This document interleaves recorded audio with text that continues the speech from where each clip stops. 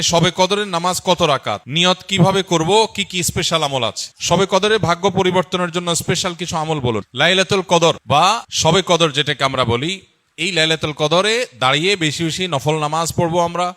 দীর্ঘ রুকু, দীর্ঘ সিজদা, দীর্ঘ কেরাতে, ধীরস্থিরতার সাথে, সৌন্দর্যের সাথে। তো কোরআন তেলাওয়াত বেশি বেশি করা, দোয়া করা, জিকির আজকার করা, আল্লাহর কাছে আল্লাহ স্মরণ করা, এগুলোর মধ্য দিয়ে আমরা রাতকে কাটাবো। লাইলাতুল কদরে বিশেষ আমল বলতে একটা দোয়াই শুধু হাদিস দ্বারা আমরা জানতে পারি, সেটা হলো নবী করিম সাল্লাল্লাহু আলাইহি সাল্লাম মা আয়েশা রাদিয়াল্লাহু তাআলা আনহাকে শিখিয়েছেন যে লাইলাতুল কদর পেলে তিনি যেন এই দোয়া পড়েন, আল্লাহুম্মা ইন্নাকা আফুউন তুহিব্বুল আফওয়া ফা'ফু আন্নি। আল্লাহ আপনি ক্ষমাশীল, ক্ষমাশীলতাকে আপনি পছন্দ করেন, অতএব আমাকে ক্ষমা করুন। এই দোয়া আমরা বেশি বেশি পড়বো। এর বাইরে লাইলাতুল কদরের বা শবে কদরের আলাদা কোনো নামাজের ফরম্যাট নাই যে এত সংখ্যক রাকাত পড়তে হবে এবং প্রথম রাকাতে অমুক সূরার সাথে অমুক সূরা এতবার, দ্বিতীয় রাকাতে তমুক সূরা এতবার, এরকম কোনো বাধ্যবাধকতা নেই। যে কোনো সূরা দিয়ে অন্য যে কোনো সাধারণ নামাজের মতো করে আমরা লাইলাতুল কদরের নামাজ পড়তে পারি। আর এর জন্য আলাদা কোনো নিয়ত নেই যে নাওয়াইতু আন উসাল্লিয়া সালাত লাইলাতুল কদর বা লাইলাতুল কদর নামাজ পড়ছি, এরকম কোনো আলাদা নিয়ত দরকার নেই। আমি লাইলাতুল কদরে পড়ছি, আমার মাথায় আছে, এটুকুই নিয়ত ইনশাআল্লাহ যথেষ্ট হবে এবং সুন্দরভাবে সালাত আদায় করা, নামাজ পড়াটাই হলো গুরুত্বপূর্ণ। শবে কদরে ভাগ্য পরিবর্তনের জন্য স্পেশাল কিছু আমল বলুন। লাইলাতুল কদরে গুরুত্বপূর্ণ বিষয়গুলো ধার্য হয়। আল্লাহ তাআলা সূরা দুখানের একেবারে শুরুতে বলেছেন, ফিহা ইউফরাকু কুল্লু আমরিন হাকিম। লাইলাতুল কদরে সব গুরুত্বপূর্ণ বিষয়গুলোকে ধার্য করা হয়। এই জন্য লাইলাতুল কদরে গুরুত্বপূর্ণ বিষয় যেন আমার নসিবে আল্লাহ লেখেন, আল্লাহ যেন তাকদিরে ভালো কিছু দেন, আমরা আল্লাহর কাছে দোয়া করব এবং সেই সাথে তাকদিরে যেন ভালো কিছু হয় সেজন্য নেক আমল করবো ইনশাআল্লাহ। যে যত বেশি নেক আমল করবে এবং যে যত বেশি গুনাহ থেকে বেঁচে থাকবে, আল্লাহ তাআলা তার জন্য তত বেশি কল্যাণের ফয়সালা, ভালোর ফয়সালা করবেন। আমরা আল্লাহর কাছে দোয়া করব এবং নেক আমল করব, গুনাহ থেকে বেঁচে থাকবো। বাস এই ত্রিমুখী প্রচেষ্টায় আমাদের নসিবে ভালো কিছু আসবে। এর বাইরে আলাদা কিছু আমল আছে যেগুলো নিয়ে আমাদের স্বতন্ত্র একটা ভিডিও বোধহয় ইউটিউবে আছে, যে ভাগ্য সুপ্রসন্ন হবে যে সমস্ত আমলের ডিটেল সেখানে বলা আছে। যেমন কেউ যদি চায় তার রিজিক বাড়ুক, কেউ যদি চায় তার হায়াত বাড়ুক, তাহলে সে আত্মীয় স্বজনের সাথে সুসম্পর্ক বজায় রাখবে, রক্ত সম্পর্কীয় বন্ধনগুলো মজবুত করবে। কারণ বুখারী বর্ণিত হাদিসে নবী সাল্লাল্লাহু আলাইহি ওয়াসাল্লাম বলেছেন, মান সাল্লাহু আইয়ুবসাতা লাহু ফি রিজকিহি আও ইউনসা লাহু ফি আথারিহি ফালিয়াসিল রাহিমা। যে চায় তার রিজিক প্রশস্ত হোক, তার হায়াত বাড়ুক, বরকত হোক, তাহলে সে যেন তার রক্ত সম্পর্কীয় সম্পর্কগুলো বাড়ায়।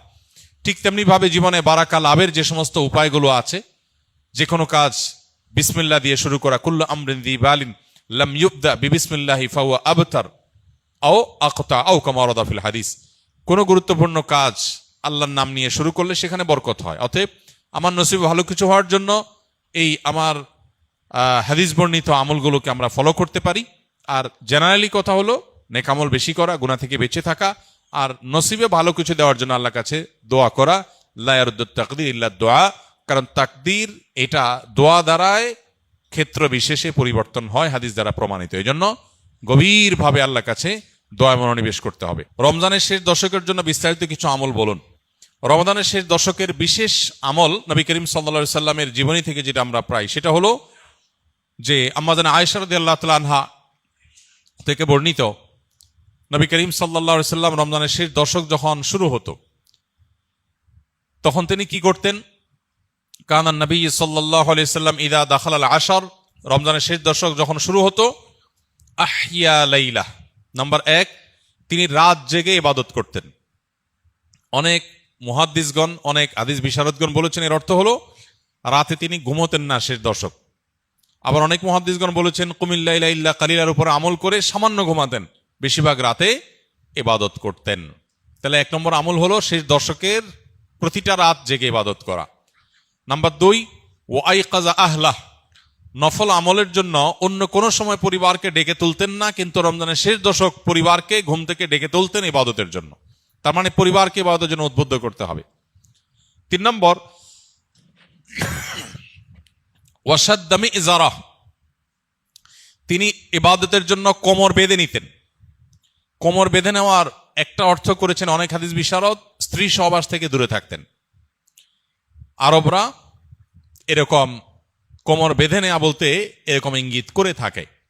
আবার অনেক মুহাদ্দিসগণ এর ব্যাখ্যা করেছেন যে কোমর বেঁধে নেওয়া মানে আমরা যেরকম বলি কোমর বেঁধে ইবাদত করা, কোমর বেঁধে নেমে যাওয়া কোনো কাজে, তার মানে সর্বোচ্চ মেহনত এবং পরিশ্রম সাধনা করতেন ইবাদতের জন্য। আর অন্য আরেকটি হাদিসে আসছে কানা ইয়াজতাহিদু ফীহি মা লা ইয়াজতাহিদু ফি গায়রি, নবীজি শেষ দশকে ইবাদতের জন্য এত বেশি পরিশ্রম করতেন, বছরে অন্য কোন সময় ইবাদতের জন্য এত পরিশ্রম করতেন না। অথচ আমরা শেষ দশকে বেশিরভাগ মানুষ হয় গ্রামের বাড়ি যাওয়ার নিয়ে ব্যস্ত, গ্রামের বাড়ি যাওয়ার পরে বিভিন্ন বাড়িতে বাড়িতে ঘোরার, গ্রামে গ্রামে ঘোরার নিয়ে ব্যস্ত, আর শহরে যারা আছে তারা কেনাকাটা, শপিং ইত্যাদিতে ব্যস্ত। তো এটা হলো আমাদের শেষ দশকের অভ্যাস, যেটা হাদিসের একেবারেই বিপরীত। শেষ দশক হওয়া উচিত প্রথম দশক, দ্বিতীয় দশকের চাইতে বেশি ইবাদতে বেশি মনোযোগী হওয়া উচিত আমাদের শেষ দশকে। আল্লাহ আমাদেরকে তৌফিক দান করুন। রমজানে নারীরা উচ্চ আওয়াজে কোরআন তেলাওয়াত করতে পারবেন কিনা? নারী হোক আর পুরুষ হোক, কোরআনে কারিমের তেলাওয়াতের মধ্যে নীরবে তেলাওয়াত করতে পারেন, আবার কিছুটা মৃদু কণ্ঠের মৃদু আওয়াজে তেলাওয়াতও করতে পারেন। বিশেষ করে বাসা বাড়িতে একটু মৃদু কণ্ঠের আওয়াজে তেলাওয়াত করাই ভালো। শয়তানকে বিতাড়িত করবার প্রয়োজনে বিশেষ করে একটু উচ্চ স্বরে, একটু সরবে কোরআন তেলাওয়াত করা গুরুত্বপূর্ণ। মেয়েদের কোরআন তেলাওয়াতের ক্ষেত্রে লক্ষ্য করতে হবে যে পরপুরুষের কানে যেন তেলাওয়াতের আওয়াজ না যায়, রাস্তায় বাসার বাইরে যেন না যায়, সেটা খেয়াল রাখতে হবে। বাসার ভিতরে যদি থাকে, পরপুরুষ বা গায়রে মাহরামের কানে যদি আওয়াজ যাওয়ার আশঙ্কা না থাকে, তাহলে কোনো অসুবিধা নেই। বাসায় বসে সেরকম তেলাওয়াত মা বোনরা করতে পারবেন, এবং সবসময় তাদের একেবারে নীরবেই করতে হবে এমন কোনো বাধ্যবাধকতা নাই, বরং কিছুটা সরবে করতে পারেন। বিশেষ করে পরিবারের অন্যান্য সদস্যদেরকে কোরআন তেলাওয়াতে উদ্বুদ্ধ করার জন্য যদি একটু আওয়াজ দিয়ে পড়েন, তাতে কোনো অসুবিধা নাই, বরং অনেক ক্ষেত্রে এটা ভালো সন্তানদেরকে অভ্যস্ত করার জন্য। এবং বিশেষ করে আজকাল তো একটু সরবে আওয়াজ কোরআন তেলাওয়াত, এটা বাসাবাড়ি থেকে আমাদের বিভিন্ন জায়গা থেকে এটা উঠে গেছে, এটা করা দরকার। হ্যাঁ, মসজিদে যখন আপনি তেলাওয়াত করবেন বা এমন জায়গায় তেলাওয়াত করবেন যেখানে আরো অনেক মানুষ আছে, সেখানে জোরে তেলাওয়াত করলে অন্যদের ডিস্টার্ব হবে, সেখানে অন্যের ডিস্টার্ব যেন না হয় সেভাবে আপনাকে তেলাওয়াত করতে হবে। নবী করিম সাল্লাল্লাহু আলাইহি ওয়াসাল্লাম মসজিদে নববীতে এক ব্যক্তিকে উচ্চস্বরে কোরআন তেলাওয়াত করতে শুনে বলেছেন যে তুমি যাকে শোনাতে চাচ্ছ তিনি বধির নন, অর্থাৎ তোমার আওয়াজ যেন অন্য কারোর কষ্টের কারণ, ডিস্টার্বের কারণ না হয়। এটা আমাদের খেয়াল রাখতে হবে ইনশাআল্লাহ তাআলা। আমি 12 ঘন্টা কাজ করি, রোজা রেখে নামাজ না পড়লে কি রোজা হবে? রোজা রেখে নামাজ যদি কেউ না পড়ে, তাহলে এটা হলো লুঙ্গি খুলে পাগড়ি পরার মতো। অর্থাৎ রোজার গুরুত্বের চাইতে নামাজের গুরুত্ব বেশি না কম? বেশি। এখন আপনি রোজা রাখছেন কিন্তু নামাজ পড়েন নাই, তাহলে আপনি পাগড়ি পরছেন কিন্তু লুঙ্গি পরেন নাই, তাহলে পাগড়ি পরছেন, পাগড়ি পরার সওয়াব পাবেন, কিন্তু তার চাইতে লুঙ্গি না পরার গুনাহ ভয়ঙ্কর।